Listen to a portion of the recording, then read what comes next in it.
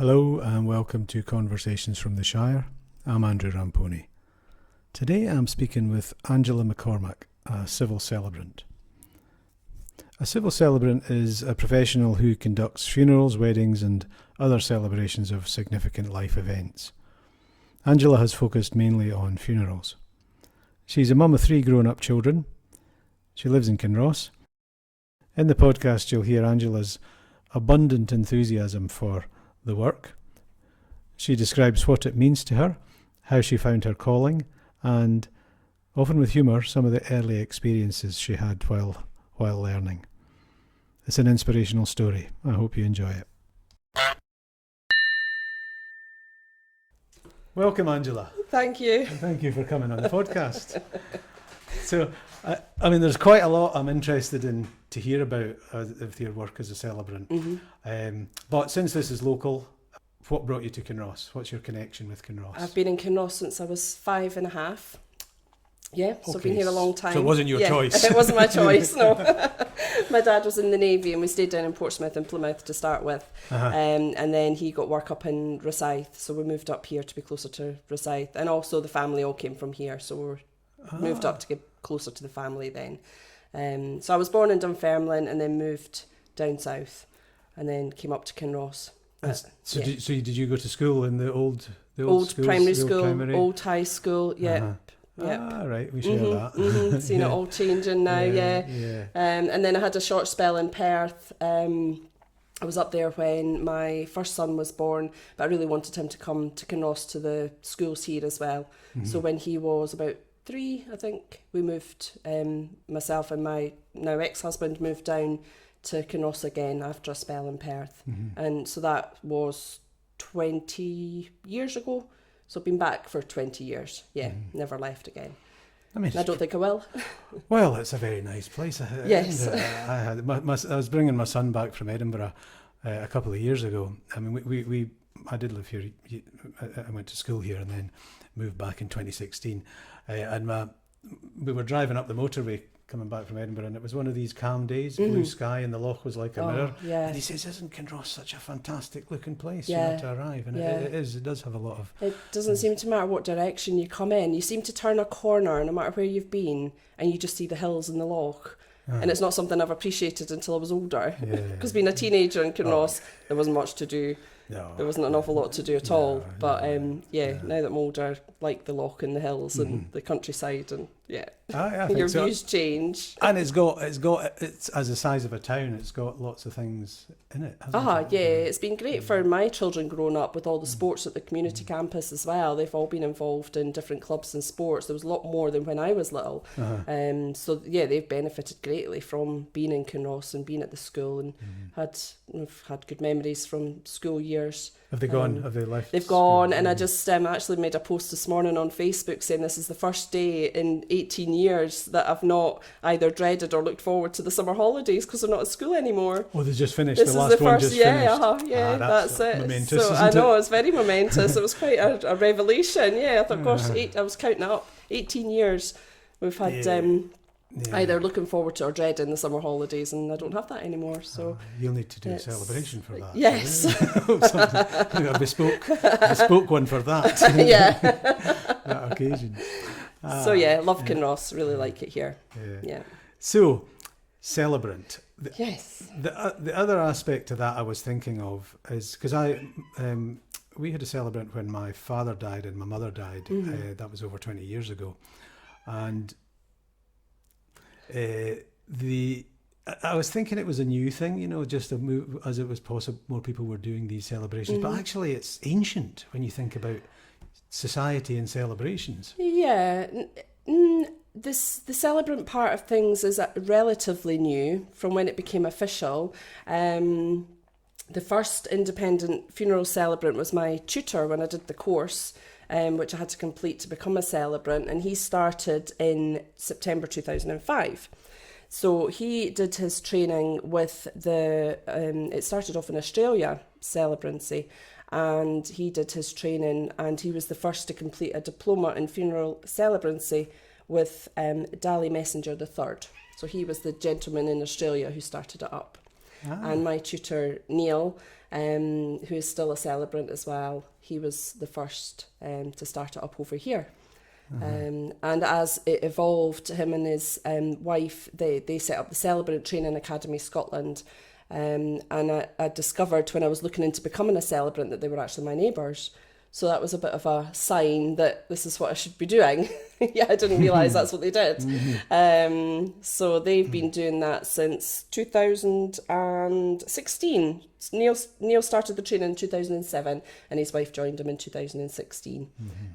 So they run an online course for celebrants.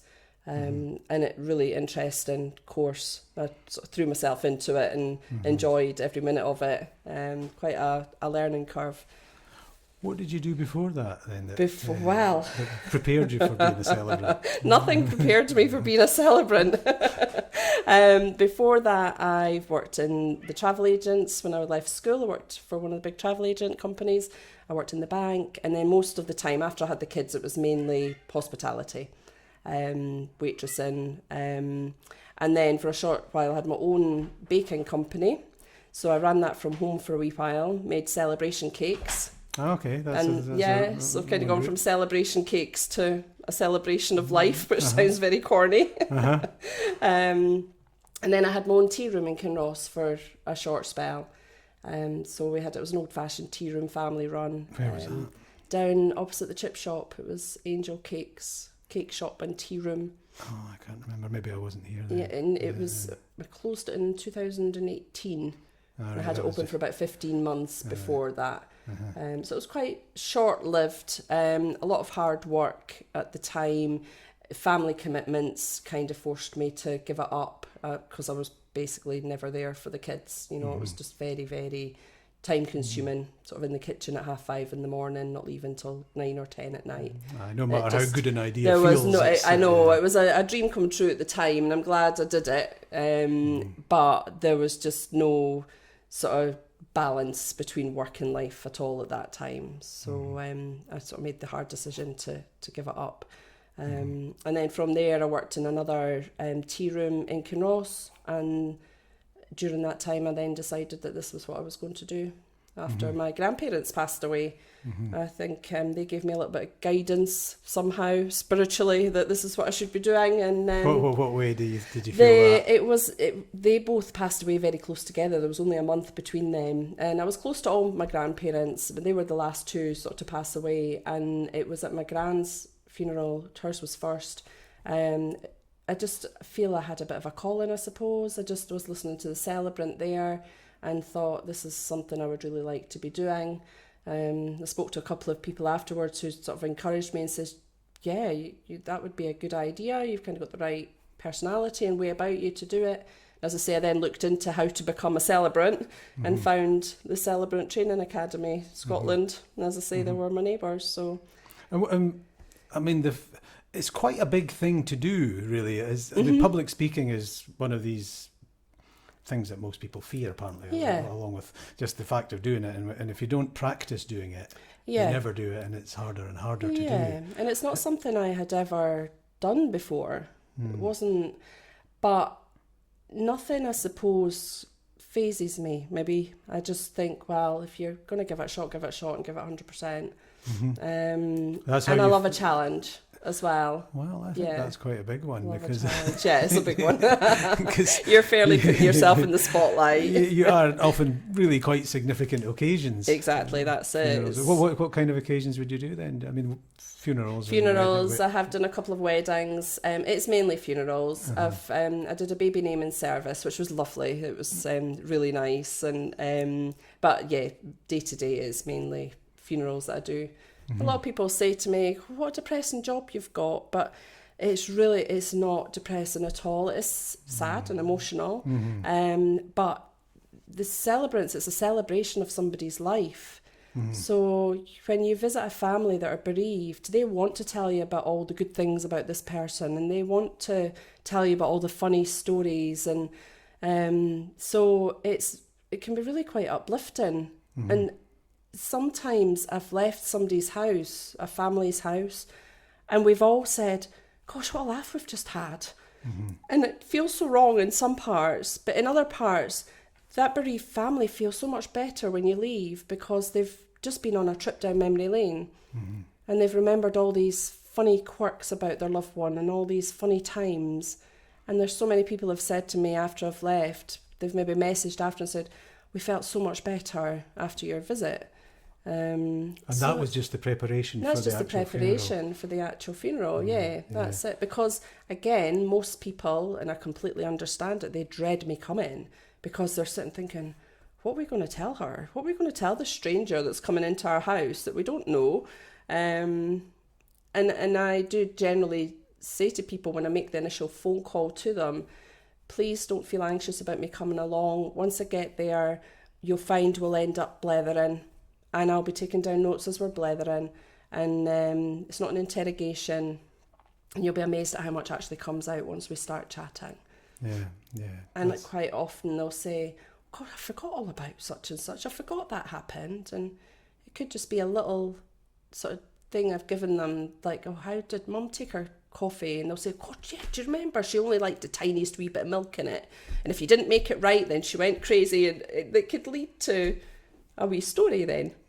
So with that, I mean, you'll have a kind of format process when you, depending on the occasion. And then do you, as a celebrant, are you like doing the whole thing?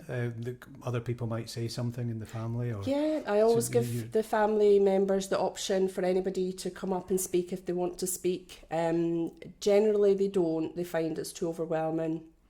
Sometimes they'll say, the granddaughter would really like to read a poem, but she's not too sure if she'll be able to. And I said to them, don't put any pressure on her just now. We'll leave it till the day and I'll just make eye contact with her at that time. And if she gives me a shake of the head, I'll then say, right, I'll read the poem on behalf of the granddaughter so that they know that there's no pressure there. Because people do sometimes feel they've got to get up and speak. They feel that they'd be doing wrong by their father if they don't get up and speak. And they put a lot of pressure on themselves. So I always give them that plan B as well, that, yeah, that'd be lovely if you did get up and speak for Dad, but if you feel too overwhelmed at the time, it's fine. I'll read it for you and I'll say it's been written on your behalf. And that can ease that bit of pressure then and just give them a bit of reassurance that they're not going to let anybody down by not getting up to speak. So when you first meet a family, or whoever it is that's doing for the person who, for example, has died, or you kind of take your lead from what they're wanting the ceremony to be, or are they looking for you to say? They're mainly looking for my guidance, I would say. Some people, because you've done it a lot more than most people go that's through that. It. And some people are very set. This is where you meet lots of different kinds of people, because you have the people who are very set on what they want, and they've already written the eulogy, and they want to do it all, and that's fine. That's quite cathartic for them to write down their mum's eulogy. But they still need my guidance almost for the logistics of it all, and when that's going to be read and at what point that music's going to be played. And so they still need the guidance for the running order of the day. But generally I would say they're looking for my guidance. And I will generally start with, right, let's have a wee chat about the service and what's going to be included in the service. Have you picked music? Have you decided if you want a poem or not? So we'll go through that first of all. Then I'll ask all about the family and get all the family's members' names. That can get awkward at times because they'll say, oh, well, you know, we've got a brother Jimmy, but we don't really speak to him, so we don't know if we want him mentioned or not. And so that's when you've got to be diplomatic. There can be a bit of that at funerals. Quite a lot, yeah. Quite a lot. Yeah, sadly. Yeah, that is. Yeah. And I think one of the other things about the funeral is that it's when a person dies, you know, there is that sort of shock, even if it's, you know, sort of expected in a timely way. And then it's only until after at least when I've had that experience, it's only after the funeral service that I feel a sense of, it's not finished, but there's a major end. You know, the ending of the person is one thing, and then the service where you've kind of had maybe a week or whatever to. Yeah, your emotions are all over the place in that time in between the person passing and the actual service. And you know, one day you can feel really, really strong. The next day it can just hit you like a ton of bricks, and it could be because you've heard a song on the radio. Could be that you've got a whiff of that person's aftershave or perfume, and it sets you back then. And then you could be feeling okay for a couple of days, and then you realise, gosh, the funeral's on Friday, and then it's a slump again because you're just absolutely dreading that day. And quite often, most often, at the end of the service, when I'm speaking to the family, you can almost see the sense of relief on their faces that, and a lot of people want to say, I'm glad that's over, but it's not really an appropriate thing to say, but I can understand what they're meaning, because there's such a build-up, and that period in between is such a period of limbo. You know, you can't settle to anything. Some people go back to work, some people don't. Some people just don't know what to do with themselves in that time once all the arrangements are made. So it can come as quite a relief once the day's been and gone, and they feel they've given their loved one the send-off that they deserved, and it's all went smooth. It just popped into my head, this thought. Has anyone ever called you to prepare for someone who isn't dead yet, but who is... That has just happened, actually. Yeah, and that was my first experience of it, just a couple of weeks ago, and the person has now passed, and her service is this week. Right. And I'm learning new things all the time with this job. I was thinking that. Yeah, I was going to ask you different situations.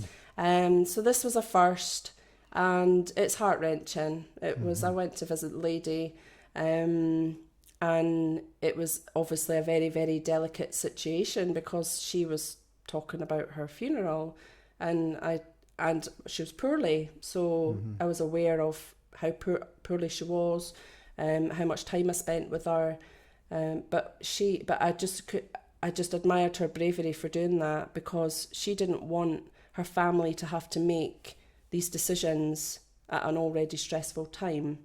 And I thought, where she got the courage to do that? I think she's pioneering in a way there, I would think. She was amazing. And through speaking to her, I spoke to a couple of family members and some of her friends, and that was just her. She was very organised, very meticulous, and it was just, that was her character to have her own funeral arranged. Yeah, so I spent a little bit of time with this lady, and there was a different element of sadness when I then heard that she'd passed, because I had made that personal connection with her. Of course. So it was, it was personally tough, without making it sound selfish. It's not all about me, but it was tough then when I heard that she'd passed. But I find in the same situation as well is if I have looked after a family and conducted a funeral for them, and then another member of their family pass away who I've already met, and then I'm asked to conduct the funeral for that next person then, and that's a difficult one too, because you can visualise that person sitting on the chair or standing in the room or being involved in the previous funeral. So that's quite a difficult one to... But it's happening quite frequently. I suppose if you're in a local community, mostly. It does happen quite frequently. A lot of sort of husbands and wives who don't last too long after each other, and that's what happened with my grandparents. Yeah, my granddad passed exactly a month after my gran, because he just couldn't live without her. Yeah. So it's it happens quite a lot, but it's humbling to be asked again, because then I know that I've served that family correctly and done the right thing by them. How do you... So you'll speak to the family, and then you'll spend some time on your own, kind of organising the ceremony and exactly what you'll say? Or? Yeah, that's it. So what I do is I then spend time at home, like you say, and I'll write up the first copy of the service, which includes all the music they've chosen, every element of the service, poems that they want included, and that can take sometimes 2.5 to 3 hours to do that. And then I always send the first draft to the main mourner, as we call the person, because you need to have one person really who's organising it all, and that gives them the opportunity to read through it. Then they know then what to expect on the day, but it also gives them the opportunity to come back and say, oh, could we add a wee bit in here? Could we maybe take that story out now that we've had second thoughts about it? I know we said we shouldn't mention Jimmy, but maybe we should mention Jimmy now. You know, so it gives them the chance to make all these little tweaks and amendments. And I look on that as them then helping me to make their mum or dad's service absolutely right for them. Because I suppose in some ways they don't necessarily know what they want, and part of speaking to you is uncovering what that's they, it. what they'd That's like it it. to be like. And once they've had a chance to think about things, as I say, they'll maybe have second thoughts about some of the things we have spoken about already. And it just gives them a bit of reassurance that they can change that and they can take that bit out. So I always appreciate their honesty and coming to me and saying, oh, can we tweak that a wee bit, or can we reword that a wee bit? Because all I want to do is deliver a service that's true to their loved one, and get it absolutely right for them. So even if we have to go through various amendments to get it right, then we do that. And it's just all about spending time with them. And in that time, you're building up a connection with that person, and you're building up a rapport with them, and a trust as well. Yeah, and a trust. What was the first one that you did like, the first actual event? The first one was, well, it was still during COVID. So there was not an awful lot of people there. It was at Stirling Crematorium. And I'll never forget the funeral director who gave me my first job, because it's a huge leap of faith for them, because they don't know how I perform. They don't know is that how I sound. You kind of market Yeah, through so going back to then, I gave up my full-time job and I thought, I'm going to throw myself into this. So what I had to do was, or what I wanted to do was go around all the funeral directors. So I had a list of all the funeral directors within a certain radius, which took me about 40 minutes each direction. And I spent the days going out and visiting the funeral directors, introducing myself. So that took me completely out of my comfort zone. So difficult to do when you've never done one before. Never done it before. How do I sell myself when I've not done a funeral already? I'm going to build your house. I've never built a house before. Yeah, that's exactly it. Yeah. And it is just hoping that someone is going to take a chance on you. And it's, you've got to, I remember the very first funeral director I went to visit, I sat in the car for about half an hour before I plucked up the courage to go in. Yeah. And I had my leaflets and that with me, but I just thought, what do I say when I go in? So, hi, hello, I'm new to this. And it was a funeral director in the Central Belt, and he was like, yeah, come in, have a chat. So we sat and had a chat. And he says, do you feel ready for getting started? I was like, oh, yeah, I'm really ready. He says, that's good because I've got a service for you. And I went, tomorrow. And I will never forget him for giving me that first chance. Yeah, and that's a huge step when you've done it once. But him and the funeral team were all amazing. They were the team at the staff at Stirling Crematorium knew it was my first service, so they all guided me, showed me where to stand. They were brilliant, absolutely brilliant. And usually I would say when I'm nervous, it's my breathing that tends to go, but my breathing felt okay, and I thought, right, this is all right. I got up onto the pulpit, my legs started shaking violently, and I thought, what's going on here? This has never happened before. And they were shaking so hard, the pulpit was actually shaking as well. I mean, people couldn't see your legs. They couldn't see my legs, luckily, but just the shake of the pulpit. Oh, dear. So the congregation were asked to stand as we brought the coffin in. So I just started reading my script, and the chapel attendant standing at the back waving her arms about, and I'm thinking, what's happened here? And it was almost like she was telling me to speak a bit quieter. She was making that motion as in, you're speaking really loud. So I lowered my voice a wee bit. So she's still making these flapping movements with her arms. And I'm thinking, so I'm still trying to read the script as I'm going. And then she stepped forward and she said, can the congregation please sit? I thought, oh no. So of course I started sweating. My face was bright red. And I was absolutely mortified. Were you supposed to tell them to sit? But yes. Yes. Yeah. I was just so focused on what happens, I need to read. Yeah. And there's a big glaring thing that you're just not seeing. But I think the congregation, it was the first funeral they had been to, so they didn't know any better. The family didn't know any better, and it was fine. But afterwards I said to the chapel attendant, I said, I'm so sorry, I just did not get your signals at all. I thought it was something to do with how I was speaking, and they were all fine about it. Of course, me being paranoid, I thought, oh no, I'm not going to get any more jobs again, and all this. And they were all great. They said it was fine, and I've never done it again. It's you make these mistakes and you don't do them again. That's why, in a sense, no matter how much you prepare for something, that's especially when it's something new. Yeah. You just at a certain point you can't do any more preparation. No. You can't make yourself feel any more confident or No. comfortable or That's it. relaxed That's until it. you get there, and then like Yeah. you say, the chances are you're going to do something that Yeah, you will that's wish it. you hadn't done. Yeah, but that's it's all it. right. That's it. And When as I say, I learnt from it, and it never happened again. Yeah. You would have still been relieved, very relieved after it, I guess. Yes, even though It was a good sense of achievement, and the fact that the family were satisfied with how everything went spoke volumes as well. How did the courses that you did, or the course that you did, what did you do in that course? In the course, there was various different sections of the course, and it covered everything from the grief process. A lot of it, because Neil, my tutor, he spoke from a lot of his own experiences of different things that had happened. So he covered a lot of unusual situations, sometimes even that he's come across. So you had to answer how you would deal with that kind of situation. It's dealing with the different levels of grief and how people react to grief. So I got a lot of preparation, I would say, from the course, a lot of different scenarios that you could possibly come across. Is it mostly funerals then, do you think? Yes. So at the moment, it's funerals then? Yeah. And just a little bit of weddings? Yeah, that's it. I did a separate course for weddings as well. But I'm not qualified to do the legal part. I'm not a qualified registrar. So I can only conduct a wedding ceremony. Mm-hmm. So the couple have to still go to registrars to be legally married and do the legal paperwork.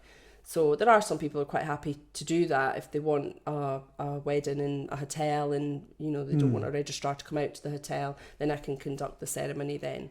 Mm-hmm. And it's quite nice to have that sort of hip hip hooray at the end, which you obviously don't do at a funeral. So it's not had any unusual requests for that yet. No. I kind of thought that maybe weddings would have been as common as funerals for having a celebrant. I would say so, but I've not really pushed the weddings, to be honest. It's what I find with the weddings, that they are long drawn out processes.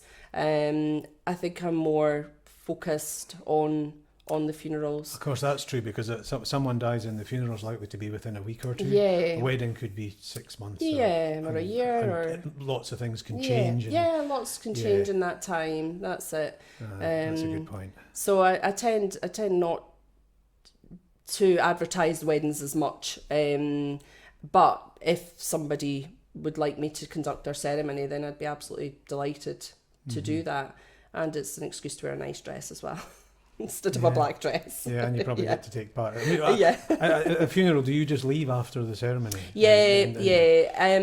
I do. I am asked to the refreshments afterwards. I would say 9 families out of 10 will ask me to the refreshments afterwards. And it would be lovely to go, but I'd be the size of a house if I went to every week. Yeah. Especially It's just... if you're going to 2 a.m. Yeah, that's it. I mean, the sausage rolls and a buffet are just amazing.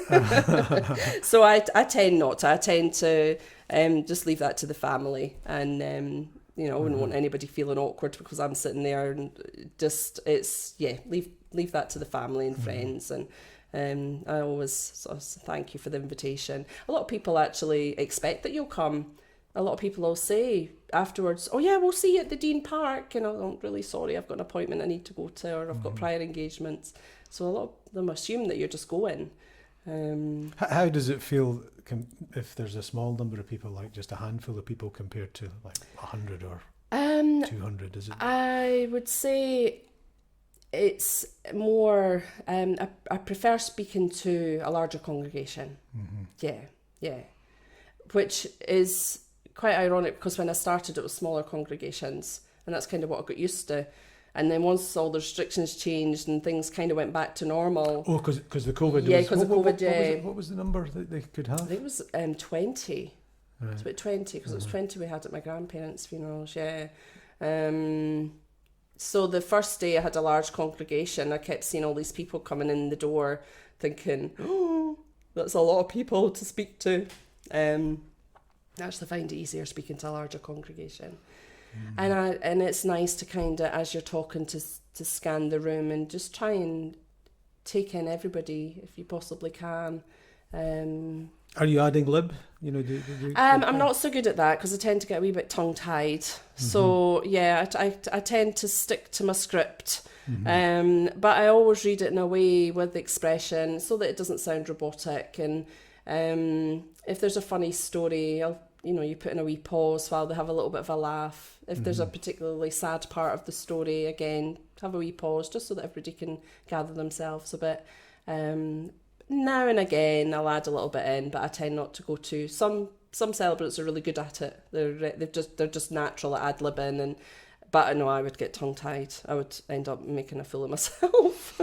There's a risk that you could just come out with something that's some inspiration that falls flat. And I could be quite random at times, so I would end up saying something that just doesn't go down very well at all. Yeah. So I stick to the script, and as I say, using expression, you can... There's more and more people coming forward now and saying, and it's the biggest compliment you could probably get is if somebody says to you, "Oh, you just talked like you knew the loved one who had passed," or "Did you know David?" And that's what you're trying to do when you meet them, I suppose. That's it, and it's about spending that time with the family and learning as much as you possibly can about their loved ones, so that you can then speak to them like you know them. And my aim when I go and visit a family is to leave feeling like I know their son or their daughter, their mum or their dad. And it's through asking questions and, as I say, having a blether. Yeah, so you're sort of like having a blether in front of them as well, because it's telling the stories. Yeah, it's quite a difficult thing for me to imagine doing. It's very interesting. You hear some amazing stories.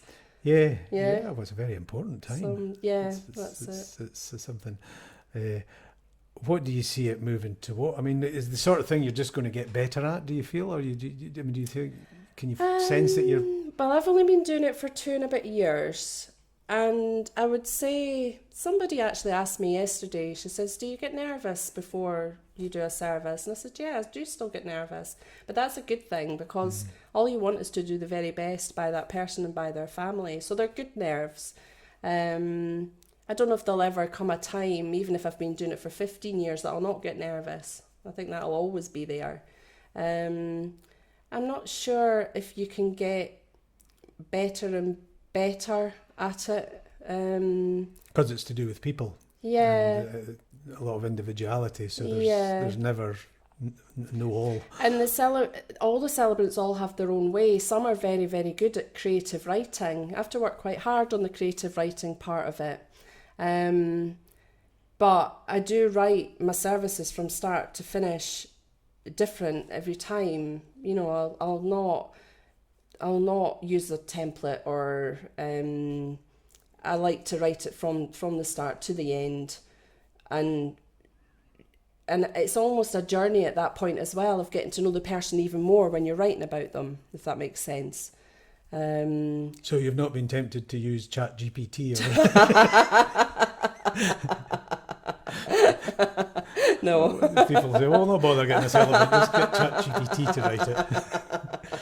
And then do a text to voice. Yeah, I think that would fail. I know. And all celebrants, every celebrant will do, I'm no different to the other celebrants, but, we're all meeting different kinds of families. We're all coming across different situations. And every service that every celebrant writes is unique to that family. So it's quite a journey. Yeah. Quite a journey. When you were talking about being, the nerves probably never going away, one thing I can remember Billy Connolly talking about in an interview, and this was not recently, but some years ago, but he'd been well established for decades by then. And he was asked about being nervous. He says, "I'm always. There's some voice inside his head says to him, everything might have just been a delusion up till now. I might have just been really lucky." That's it. Yeah, quite. I would say before most services, I have to have a wee chat with myself in my head and say, "Right, you can do this. It's all going to go fine. It's all going to be all right." And I do a couple of sort of breathing exercises before because we have a little gap between the congregation taking a seat and then bringing the coffin in, so just sort of steady my nerves then. And is it always like in a crematorium or a cemetery that you'll do these? No, I've been in Celtic Club. I've had a service in Celtic Club before. Hotels. Usually, because the crematorium can only hold so many, and it's different in each crematorium, but one of the services I held was for a young girl, and it was in Dean Park Hotel, and I think there was maybe about 300 people there. So they wouldn't have been able to fit into the crematorium. So they had the service in the hotel first, done a couple like that, and then there was a burial afterwards at one of the nearby cemeteries. So yeah, a couple of hotel ones, club. Some of the funeral directors have their own service rooms, which are a bit more intimate, so I do quite a lot of those, and they're generally followed up with a burial as well. So it's very varied. It's you in 1 week you can be all over the place. Yeah, I call it the Grand Tour of Fife, because I can be at one cemetery and then Dunfermline Crematorium and then another cemetery and then a service room in Methil, and then it's so varied, and which is what keeps it interesting as well. Yeah. And are you baking cakes as a sort of in relaxation? Between. Yeah, that's it. And sometimes the funeral directors, if they've been nice to me, then they get some cakes brought into them. That's nice. Yeah. What do your children think about what did they think about? Because they'd have been teenagers when you decided. Yeah, that's it. No, very supportive and very interested in what I'm doing. And although they don't always recognise when I've had a particularly hard day, I'll still come home to loads of dishes, and yeah, they'll not understand why I really can't be bothered making tea, because I want to just lie down for a wee while and just recharge. And I don't think they realise the impact that the job has, and how busy I am at times. They're just teenagers, so because you get the practicalities, just the simple, organising things, but there's that often very intense emotion that you can't be separate from. Yeah, that's it. You'd have no idea who the family are before you meet them, perhaps, but they're... Yeah, but there's, because I'm a naturally emotional person, I've really got to keep my emotions in check, because it's not my grief. So, I feel for people, and I can get stingy eyes, but I've got to hold it in, because I can't say to the congregation, we need to stop here for a minute because I'm really upset. Because it's not my granddad. Yeah, it's not my granddad. It's not my mum. But there have been times I've went into the crematorium office afterwards, or sat in my car and had a real good cry. Because of this particular stories. Situation, because of the stories. And it's not always necessarily young people. There was a gentleman last week who, when I went to visit him, he was very upbeat, he was very chatty, he was handling it all really well, he was coping. At the start of the funeral, it was for his wife, he was fine, and then as soon as I pressed the button to close the curtains at the committal part, he absolutely broke down, and he was sobbing. And so he's sitting in front of you? Yeah, and it was awful. I just wanted to go over to him and just give him a big cuddle. I mean, he had his family with him, and I'd step back from the microphone then and just give him a minute to gather himself, but the poor man absolutely broke down. It's very contagious, though, isn't it? That type of when someone is that emotive. Yeah, that's it. And it's I can sort of cope with tears, but when people really break down or they sob, that's really hard to deal with. That's you've really got to keep your own emotions in check then.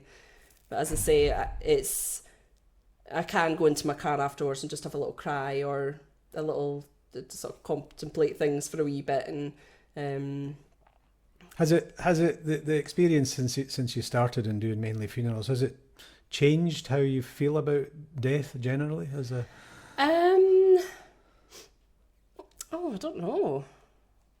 Because you're encountering it quite directly, much more often than most people. My fear, and I actually spoke to my tutor Annie and Neil about it, my fear was that I was going to become desensitised, because it used to always be, before I did this job, if ever I saw a coffin going down the street or anything, I was just in tears, just in general. Very emotional. That's even more of an unusual decision to... Yeah.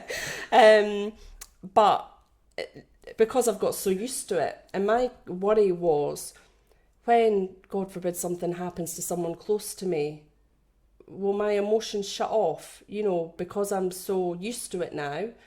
My fear is that I won't be emotional when something happens to somebody I know. Oh. But yeah, so I had a little chat with Annie about it, and she sort of said to me, no, the type of person you are, your emotions are still all there. You keep them in check for the sake of being professional, but you're an emotional, caring person. So you will be naturally emotional. Because I was frightened that this job would harden me a little bit, I suppose. But it doesn't. Well, the interesting thing is, you know, because it makes me curious now because you're very upbeat and really enthusiastic, and I'm trying to think, would that be the attitude? Well, you don't want to be somber, do you? No, either. that's it. As so I say, it's a celebration of life. So it is in a way. You know by the family and the situation and how they are as a family, and you know the ones that want you to be a bit more upbeat and they want you to use expression, and you know, some people will say we want it to be funny, we want the funny stories in there, you know, and those, when you get a reaction then from the congregation when they will laugh at a funny story, it's nice, it's really uplifting. Mm-hmm. But also in the same service, when it comes to talking about the person's last days or months, you do change your voice again then too. It is more somber. And I don't feel like it's an act. I speak genuinely how I'm feeling at the time when I'm reading out what I'm reading. Mm-hmm. Not in like an affected kind of... No. I know what you mean. Mm-hmm, mm-hmm. Yeah, well, that's why it's probably one of these things that you would never really get complacent about. No. Because, and you know, like confident in a way that you don't really have to think about it anymore. Because you have to engage. If you stopped engaging with it in that emotional way. Yeah. It's a role that you've got to be just conscientious all the time. You've got to be highly organised and focused. I can't afford to take my eye off the ball at any point, because if I miss one tiny detail, like possibly missing somebody's name, or I forget to read a poem or something, that could ruin the family's whole day. Yeah. So I'm very conscious of not mucking it up, really, as are all celebrants, because as mentioned earlier, you only get one chance to get it right. Once in a lifetime chance. Yeah, that's it. You don't want that funeral to be remembered as being an absolute disaster. So it's not a job you can switch off easily from. It's not a 9 till 5. It's not Monday to Friday. You need to be available to console somebody, or really just to listen to a family if they message you and say, oh, I forgot such and such, I forgot to mention such and such, I'm really sorry to bother you, I know it's Saturday but I'm so sorry to bother you. It doesn't matter that it's a Saturday, I'm open 24/7 every day, you know. I had a young lad who's I was conducting his mum's funeral, and he was messaging me at 1:45 one Saturday morning. You know, it doesn't happen often, but it's a nice thing to be doing. I mean, it's a good thing. You feel good about doing it, which I think is, because you know that you're there to support people in a time when they really need it the most. And that is a nice feeling. It's rewarding, very, very rewarding. Yeah, and I think it's the sort of thing. It's very important, really, as an event in all different ways. It could be celebrated. Yeah, somebody dying. Yeah, it's ubiquitous. It happens to everyone that we sort of know, and there'll be all kinds of things that. I suppose it'll evolve. You know, the whole concept of what you're doing just now, the whole work of what you're doing just now, it's just going to have a natural evolution in some sort. Do you think that, like in 5 years' time, would you imagine? I think even over the last few years, it's really evolved. And to start with, before celebrants were available, it was mainly humanists that would deliver. It was humanists, not celebrants. Humanists. I'm confusing the right, two. yeah. So humanists started, but humanists, they won't do any form of religion in a service. So celebrants there's a bit more freedom with a celebrant. So I can include a prayer, I can include a hymn. I usually go by guidance from the family because I'm not religious myself. So, but I was part of a Buddhist service, which was really interesting. So I did part of it, and then the Buddhists did their part of the ceremony. So the celebrants became a bit more attractive to the funeral directors than humanists. A lot of people think we're the same. Yeah, most people, I would say. Yeah. And that's why when you said it just started in 2005 or something like that, and I thought, that can't be right. Yeah, so that's celebrants. So humanists were around before that, But as I say, they wouldn't, their faith wouldn't allow them to include hymns or prayers or anything like that. Whereas celebrants are more open to cultures, different communities, different faiths and beliefs. Well, that's even better. Yeah, that's it. As I say, it just gives you a bit for more yourself freedom. Too. That's it. To Although I'm not a very good singer when it comes to singing hymns. Oh, you don't have to lead the hymns, do you? I do generally, which is quite painful. Yeah. Especially if I don't know the hymn. But no, I'm not very good at singing. That's never, whenever I've been to things where you'd have to sing, it's never a great experience. I almost feel I have to put out an apology before I start and just say to the congregation, I'm really sorry for what you're about to endure. The crematorium staff will have a bit of a laugh with it and say, right, we're going to turn the volume up on the microphone to full. And I said, don't even think about it. Oh, that drowns it all out with a louder noise. So I am considering singing lessons. Yeah, why not? It might help. It'd be fun. It would be fun. If it makes me sing All Things Bright and Beautiful better, then yeah. I suppose there'd be the common tunes. Yeah, that's it. So again, that adds an element of interest into a service when, you could be singing All Things Bright and Beautiful 1 minute and then listening to Proud Mary by Tina Turner as one of the songs chosen for the service. So it just makes it so unique to that person. Listening to it but not having to sing it. Yeah, I don't sing that, Definitely not. So it's I enjoy the uniqueness of each service, and I love finding out what music the family have chosen. Sometimes the person who's passed has already chosen the music that they want for their funeral. There's usually a wee story behind the music, so it's always really interesting to find out. You're weaving a tapestry, really. Yeah, there's been some quite unusual music choices, but it means something to that person. There was one family had chosen, it was the wife of the man who'd passed. Usually for a quiet moment of reflection in the middle of a service, families would generally pick something quite gentle and quite sad, really, because it is a time to sit and reflect on the life. So this lady had picked Splish Splash, I Was Taking a Bath. So I said to her, so what made you pick that song then? And she says, every time we were at the bowling club, that's what he sung. When he was drunk, that's what he sung. So I've got to have that. And sure enough, when it came on, she sat and she perked up and she smiled and she jiggled her shoulders. And that brought back such a special memory for her. So that was her moment of reflection, was remembering their times in the bowling club and him singing Splish Splash, I Was Taking a Bath. It was so special. I was at one where it was always look on the bright side. Have you had that? Yeah. That's probably more common now. Yeah. We've had we've the people that have had a real good sense of humour, they've had Ring of Fire, they've had Disco Inferno, all of those ones that and some people will say to me, we're thought of a song but it's not really appropriate for a funeral. And I'll say to them, it's nothing to do with whether it's appropriate or not. If that song means something to you, or it meant something to your loved one, then why not have it? Unless it's explicit, but why not have it? Yeah, it's about the intention, really, isn't it? Yeah. Behind it. Yeah.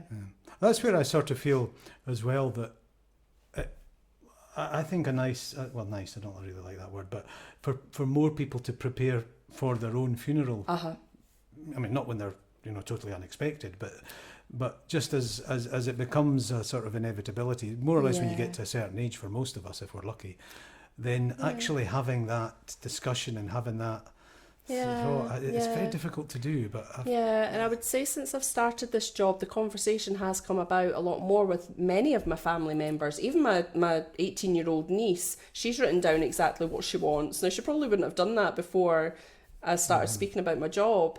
But yeah, she's written down her ideas of what she would like. And it was a real topic of conversation, which, although it was a sad topic, we still had quite a laugh about it as well with some of her choices that Yeah. she'd made, I think there's a book in that. Yeah. And my daughter said to me one day, she says, when something happens to you, Mum, she says, and I hope it's not for a long time. She says, but I don't really know anything about your childhood.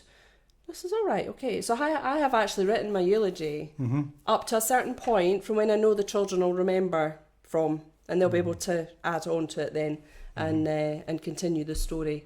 But from my childhood, I've printed it up. They're not allowed to see it until I go. And everything's in there. The Songs. things I want said, songs, yeah, yeah. And I want sad songs, but I also want sort of funny songs as well. So there's a song my daughter and I always sing, and again, as I say, we can't sing. She can, but I can't.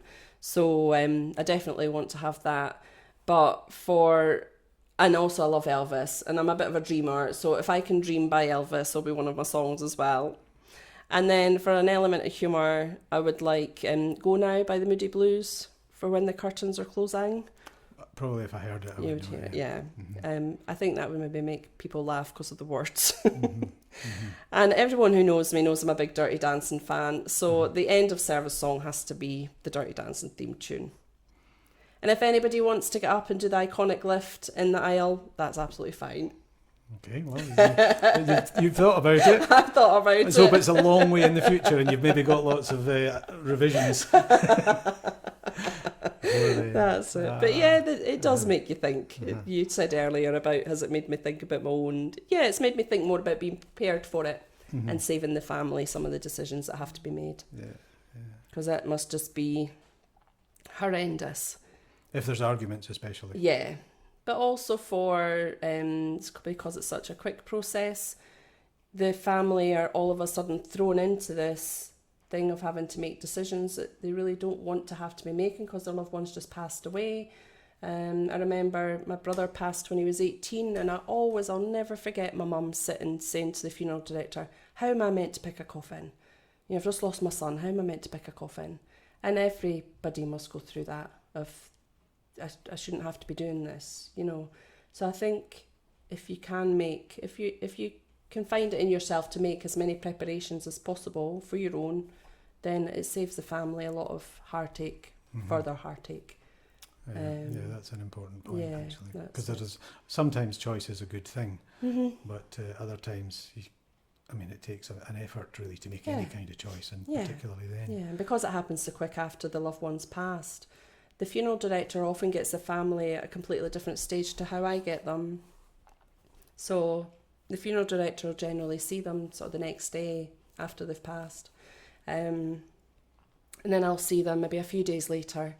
And by that time, they've started to process what's happened and not accept, but they're in a different mind space when I go out and visit them, because they've understood what's happened, especially if it's been a shock. So I can get them at a point where they are willing to tell me the funny stories and the happy times.